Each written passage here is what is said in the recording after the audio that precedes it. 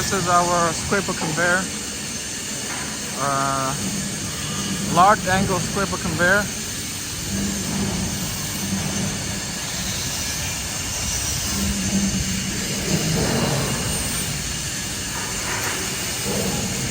So as you can see for these corners, we also done the empty test, which is the magnetic test, penetration test, to ensure there are no flaws during the welding.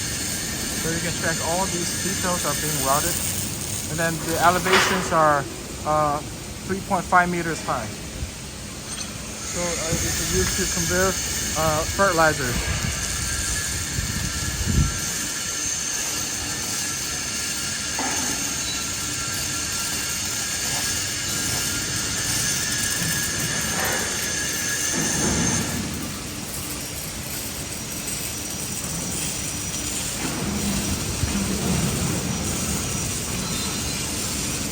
This is the plate chain scraper conveyor.